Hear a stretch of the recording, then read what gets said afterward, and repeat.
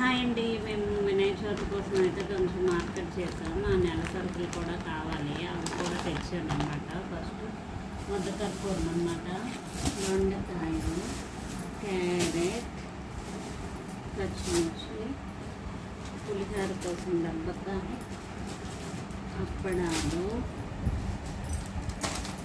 ఇంకా కొబ్బరికాయలు,